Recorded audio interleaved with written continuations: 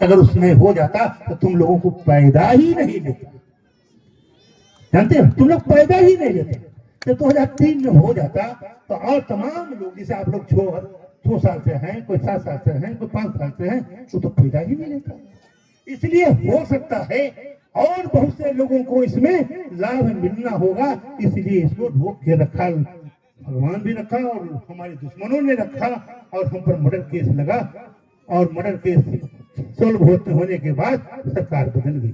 फिर सरकार से हमने पूरे हिंदुस्तान के लगभग 5 लाख लोग मजदूर हम लोगों ने नींव गाँव गए थे, 9 गांव। वह आसाम में तत्कालीन रेल राज्य मंत्री राजन गोहाई ने अपने हाथों से क्यूआर कार्ड समर्पित किए। वह क्यूआर कार्ड जब बना तो कुछ संतुष्टि हमको मिला। उसके बाद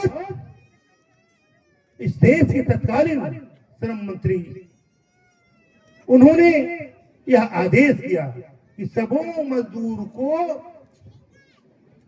श्रम कार्ड बने।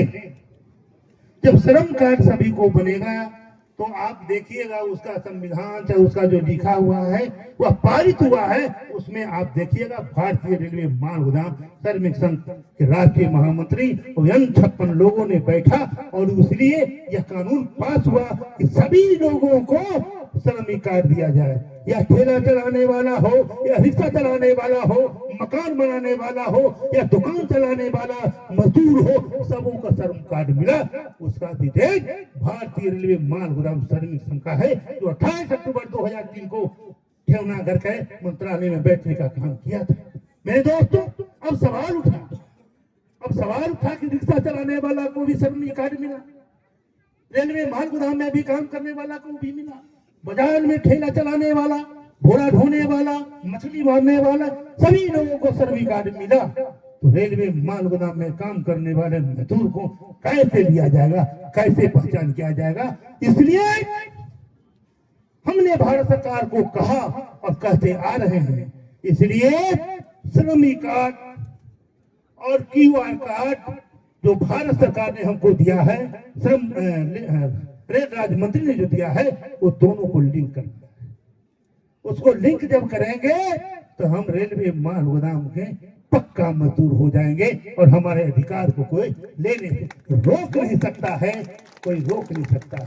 मेरे दोस्तों, मेरे लोग, मेरे भाई, सबसे बड़ी समस्या है छत्तीसगढ़ में बहुत बुद्धिजीवी हैं, कारगर हैं, होशियार हैं, लेकिन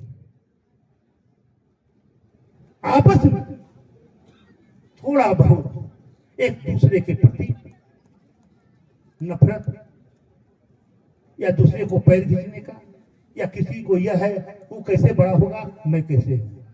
तो मैं कहना चाहता हूं कि हे भारतीय रेलवे माल गोदाम के सभी मजदूरों का कर्णधार छत्तीसगढ़ करके लोगों को आगे बढ़ाने का काम तुम कर रहे हो। यहाँ कोई छोटा नहीं, कोई बड़ा नहीं, सब अरुण कुमार पासवान का लाल है और सब मेरे हृदय में 24 घंटा बरता।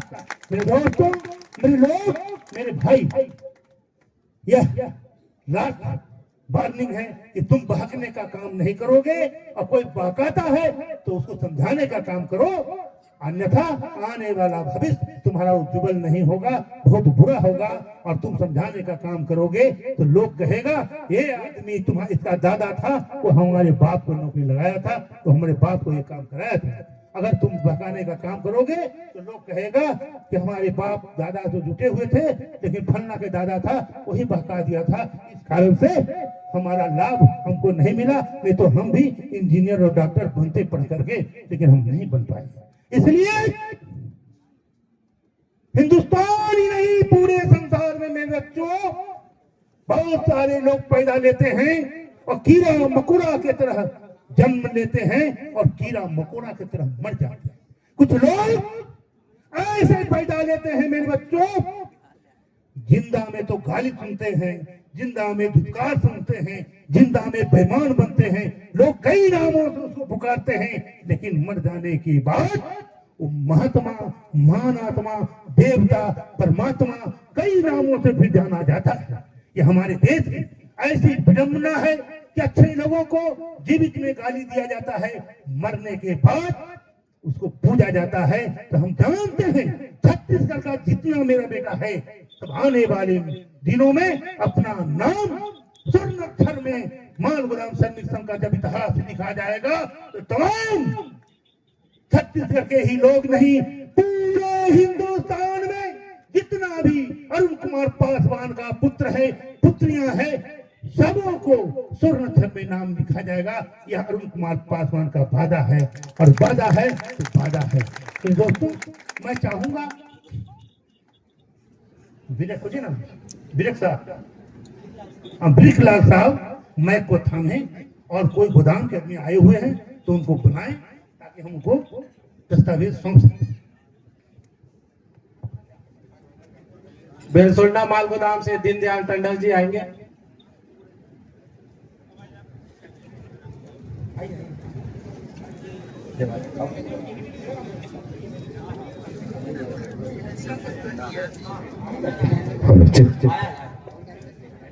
बाराद्वार माल गोदाम से राजेश यादव जी और अचल सिंह बहना जी वो स्टेज में आएंगे, बाबूजी से अपना दस्तावेज प्राप्त करेंगे।